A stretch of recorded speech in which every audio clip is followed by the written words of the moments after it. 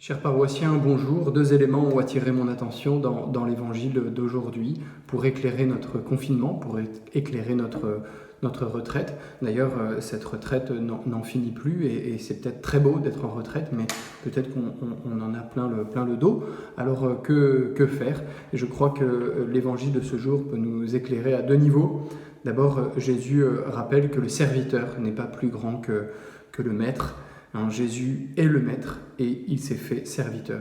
Et nous ne sommes pas les maîtres, alors combien plus devons-nous être serviteurs? Nous n'échapperons pas au service. Alors en ce moment, notre charité, notre bienveillance dans notre vie communautaire confinée est peut-être mise à rude épreuve. Et je crois que l'évangile de ce jour peut nous rappeler à l'ordre d'une certaine manière. Voilà, nous ne sommes pas plus grands que le maître, nous ne pouvons pas échapper au service, nous pouvons demander au Seigneur la grâce de nous aider à persévérer dans la disponibilité, dans le service, dans l'attention au bien commun, dans l'attention à l'autre, et à arrêter de vouloir se mettre au centre et à mettre l'autre au centre de notre attention, comme Jésus lui-même l'a fait.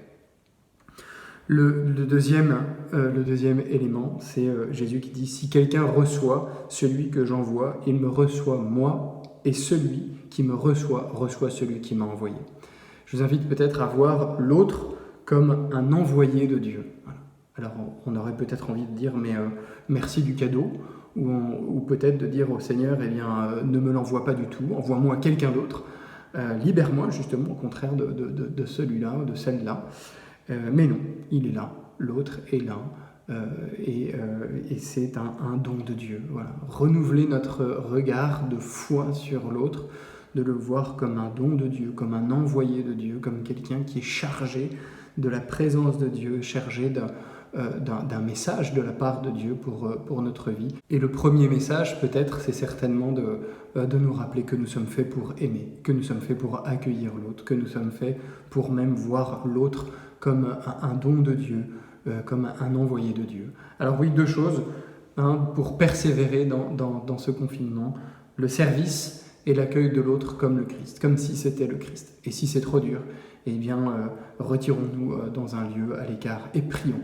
Prions pour cette personne afin que le Seigneur nous donne la force d'aimer. Et si nous ne sommes pas dans une situation de vie communautaire intense, si nous sommes seuls, puissions-nous prier pour les familles qui traversent des difficultés, des épreuves, qui ont besoin de la force de Dieu pour persévérer dans cette retraite qui dure. Que le Seigneur soit avec nous tous. Amen.